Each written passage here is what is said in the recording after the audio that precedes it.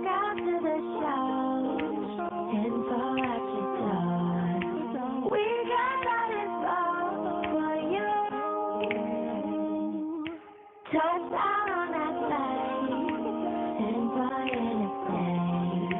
More than just a podcast for you. Welcome to another edition of the 10-4 YouTube show.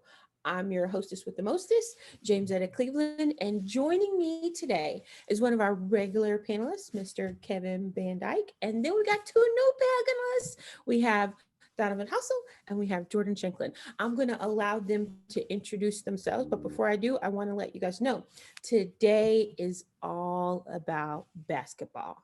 And I know sometimes y'all are used to me being the mouth of the South, but today I'm going to be in a learning posture because basketball is not my strong suit, but I have three strong basketball minds. So basketball parents who listen to us, we heard your feedback.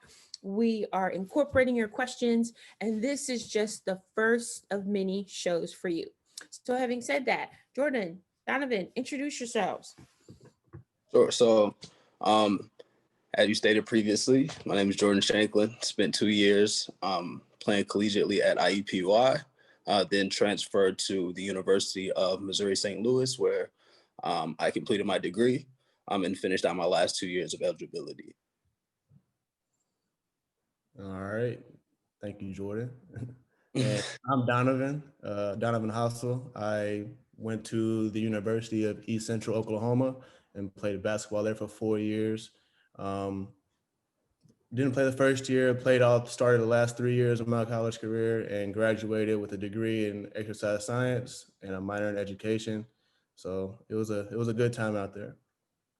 So people, just want you to know if you're listening, I get a lot of questions about recruiting. I get a lot of questions about what does it mean to play at the next level. A lot of questions about what coaches are looking for. So Kevin is a coach, and you have two gentlemen, in Jordan and Donovan, who have played collegiate basketball. So as I said last week, find them on social media, stalk them, ask them your questions, put your questions in the comments or shoot them to me on social media. We want to make this show what you want and about you. So having said that, we will dive right in.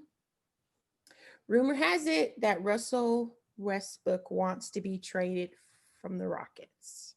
So my question is he being a prima donna or is he being reasonable? I'll go first with that one. I'm a huge Russell Westbrook fan, so it's kind of hard. When he left OKC, I kind of got off the Westbrook train for a little bit, but I'm still a huge Westbrook fan. In a sense of being a prima donna, I don't think so. It's one of those things where you have to do what best fits you. And if you feel like something in Houston, the management, coaching staff, anything like that, is not suiting his needs and his goals where he wants to be and things that he wants to get accomplished during his career, he doesn't have much left. He's over 10 seasons now in the league. You play about 15, 17. If you make it to that length, I think he should explore options and see what's best for him, especially if he's ring chasing too also. The money's there. Somebody's got to cover that tab that's left on what his contract is. So money's there always. You got to find what best suits you and your accomplishment and goals, what he has. Okay. I would have thought he could attract people to come to him rather than having to be traded. I think, I think Russ is one of those guys. He's kind of he's a hard teammate because he's hard on everybody because he works so hard. He doesn't tolerate guys that won't put out. And then, the ball sometimes doesn't leave his hands too well. And so, I don't know. Do you guys remember, has there ever been a lot of talk about how attractive he is as a teammate, or who's his best fit? That's tough. I mean, people love him as a person.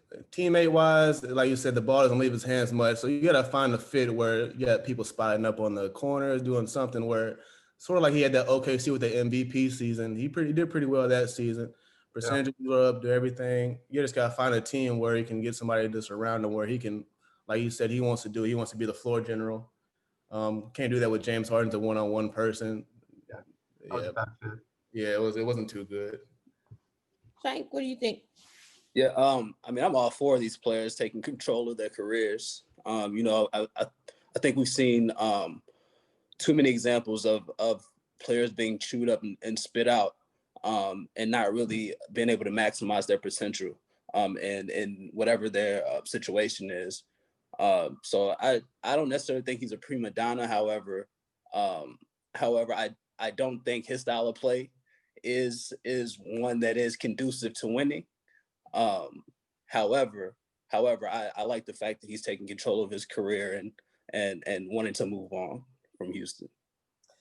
So I'm going to be honest, when I saw the article, in my mind I thought prima donna.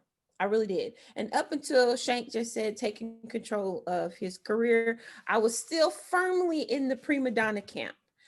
Um, I don't think that his style of play is conducive to team. However, I'm a huge proponent of athletes doing what is necessary to be in control of their own destinies.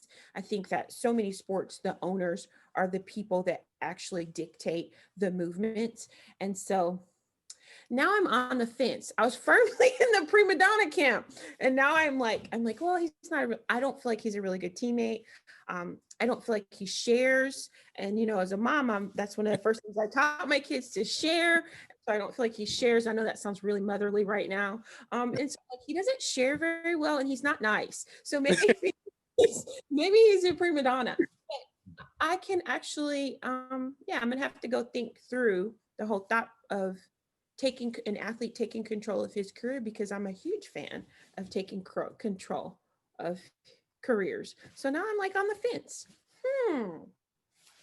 So keeping it in terms of thinking about play, a lot of the moms that I deal with, a lot of parents I talk to, and I know Kevin, you probably get this too, they feel like if their kid doesn't play AAU basketball, that there's no hope for them playing in college, especially right now with COVID, with seasons being canceled and the summer activities not being the way that they were. Is it really necessary to play AAU? If you want to play basketball in college, is it necessary that you play AAU ball? Go ahead, Jordan. Okay. AAU is something that should definitely be used as a supplement. It's not the end all be all in the recruiting process. It's definitely there to aid the recruiting process, but it isn't necessary in order to go to college. I mean, these schools and these coaches have resources implanted everywhere to come find the best talent, especially here within the U.S. I mean, some people even go as far as planting international kids at prep schools and so forth. So, I mean, they'll find you if you're good enough. So I personally don't believe AAU is absolutely necessary to be recruited. However, it's certainly a supplement in the recruiting process. I have a little different opinion than Jordan on if you're trying to go high major. The question was just play college basketball. There's different degrees of college basketball, but I think if you're a high major, there's no way you're getting there without playing AAU ball. So Kevin, tell our listeners, what is a high major? What does that mean? It'd be like a Power 5 conference in basketball. Okay. So, you're going to, one of the big conferences. Or North Carolina. Within the big conferences, the teams that are typically going to, be the leading teams. I don't think you can get there unless you're playing like on a sneaker team, or it's possible, but you're going to need to play at a high level, and they want to see you going against the high level competition. Yeah. If you're just playing at a high school level, it's really hard to judge people because oftentimes you're playing out of position. In college, everybody's rather tall at the highest level, and the tall kids in high school oftentimes are playing out of position. They're playing, at a 4 or 5 versus at a swing or a 2, and so you really need to see yourself play at the position that you can play at in college. So that's why I think AAU is really important. And the only other thing I'd throw out there is AAU is now like this broad thing of playing travel basketball. There's there's this, and now the sneakers companies have their own leagues independent of AAU. And there's always been other YBIO, YBOA, there's been other USSSA, there's been other leagues as well that go on that also put together travel basketball. And so, getting your kid to play travel basketball, I think, is important. But spending a lot of money on travel teams too early, for instance, I really frown upon people younger than ninth grade really making huge investments in their travel sports. I don't really think anybody got a scholarship in the 8th grade. Maybe LeBron did, but there's only, those are rare, and those kids are easy to identify. But the average guy, he's not going to mature until his 9th or 10th grade year. So why create false expectations? Why create any kind of hype around a poor kid that he's not even grown yet? So those would be my two kind of things is, I think you should play basketball. I think you should practice. I think you should get in the gym. But playing games versus practicing and spending money on your parents' side, I'm not a big fan of until about your 9th, 10th, absolutely your 11th grade year. Okay, so I'm going to pause because I know that there are lots of people like me, especially the moms that I'm going to play this for. There's some terms that we're definitely going to explore in other shows, like sneaker teams. And I'm learning that we're going to need to break down for our parents what's the difference, because basketball uses a different language than football. We've talked in the show a lot about Power 5, but you just said high majors. I know there's mid majors, and so that's something that we'll bring to the table going forward. And then also, I think it's ironic that you broke down that AAU is not the equivalent of travel basketball, that there are other things that's included in travel basketball. We'll need to explore that going forward. I'm really glad that we're doing this show. So just had to pause, just give a brief recap for our parents who are going to be listening. And then anyone else wants to jump in? I'll say one more thing in terms of AAU. I think it's kind of shifted now to where the top talent, they're beginning to go to these charter schools and prep schools during the basketball seasons now. So they're actually using high school basketball as AAU these days.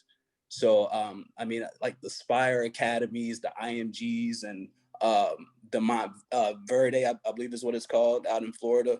I mean, those are the Oak Hills, those are the schools that these high major recruits are really going to, which kind of alludes to what I was saying earlier about these coaches and a lot of these people who are affiliated with these high major schools kind of planting this talent. So if they really want to see them go against the top talent in the country, in my personal opinion, I think it's kind of shifted away from AAU. And it's gone into like a more controlled environment in high school, like prep schools and these charter schools and so forth. That's a good point. Donovan, thoughts?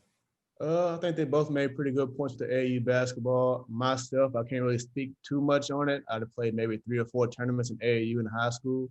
Reason being, I did track, and that runs a lot of the AAU basketball season.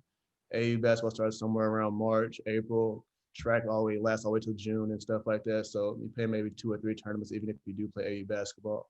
And so if you're good on a good team, I think like Kevin was saying that it does take AAU basketball in order to get them high major looks. So you get in front of those coaches at them big schools and everything like that. And the same with Jordan. You don't actually have to play AAU basketball. For me, example, as long as you do great in high school, you can get that tape sent around, trickle down through coaches. Hey, you need a player, we need a point guard, need a swing man. Hey, look at this guy, and so forth. That's how my process went. So that's what I can speak from. AU basketball is really not my expertise or anything like that. But I will say, like Kevin said, you have to be in front of it, get experience, get them reps in against those higher competition to see where you stand at and see if you can play on the next level at that higher major level too also. See, I've seen how AAU can negatively affect people as well. To be overexposed, if you will, At an um, early age. at a very early age, where you know, you may not be mature enough to handle certain situations, or your game may not be as mature as one would think it needs to be at a particular time. I had the pleasure of playing with one of the biggest AAU um, organizations in the country, in Indiana Elite. So very early on, I mean, you saw how aggressive these coaches were in terms of, you know, making sure that the guys that they had in mind were highlighted, if you will. So it very rarely does a kid impress college coaches during an AAU game. So the coaches would have to have them on their mind and have to actually be looking for them to do the things that they want them to do at their particular program in order for them to pull, you know, offer them those scholarships. Very rarely do coaches just walk in the gym, see a guy score 30 points, and then all of a sudden, boom, that he's now on the radar. It doesn't quite work like I wish it did. You know, from my personal experience, I definitely wish it did. However, that's just, you know, sometimes that's one of those, I guess you could say, false hopes that these kids are given when it comes to AAU basketball. Ooh, I think you just broke some hearts. I'm gonna say No, like, look, that's just me being realistic. You know, I don't want to steer anybody away from it. I will say this: AAU basketball offers the opportunity to. It's a real college simulation, if you will. So you're traveling, you're going to all of these different places, you're meeting all these different people, and you're networking. So from that perspective, it is a phenomenal thing. I feel like every kid should experience that. However, from a basketball only standpoint, I will say that it is strictly supplemental and it's not, you know, as necessary as most people think. But in terms of networking and understanding how to prioritize and how to travel and like recover your body and play these long month-long stretches, absolutely, it's a phenomenal thing. that's all good feedback. And I'm just gonna be honest myself. Um, I don't think it's necessary to play AAU basketball unless I'm trying to figure out how to, like, as a parent, I think you need to be really honest about where your child is from a skill level. Like, if little John, like, free college is free college, and I'm totally a believer that an NBA scout will find you if you're good enough. Having said that, it's important as parents to be realistic that everybody's not going to the NBA. However, you can definitely get some free college with an athletic skill set. Yeah. I think that what, for me, why I say AAU is not necessary is because I encourage parents to be realistic about the skill set. Just be honest. It's okay if little Susie is only gonna go play for the local college down the street or 2 hours away that is maybe an NIA school, but she's gonna get like a full like a financial aid and academic package. That's amazing. That's okay. um it's don't make her feel bad about herself because she's not going to play at South Carolina or at UConn, you know. But if she's got UConn talent, then you need to do whatever you need to do to get her seen by the people at UConn. So I think that for me, um I hate it when I see parents, and I see this all the time, who are chasing the AAU circuit so much so that they sacrifice their high school basketball experience, and they're not being realistic about their child's skill set. And so, yes, AAU has value. It's good for what it's good for. At the same time, I encourage parents to not to put their children in a position. I'm trying to think of the best way to say this, like, be realistic with their talent level. Don't press them. Like, if they're, if they're not going to be like a Duke, a UNC. Like, don't make them have unrealistic expectations and sacrifice a really great high school experience. I see it all the time where kids eventually they don't even want to play anymore because their parents are so dead set on you have to be on a specific team. Like there's a basketball facility that's near my house, and they do a lot of girls tournaments. And so it's like sometimes you walk in and you're just a spectator and you hear girls like saying, I don't even want to be here. But they may have traveled hours or they may have flown. And so that's why I say you have to be mindful of what your kid wants, and you have to be mindful of their talent level and where they're really going to end up in college.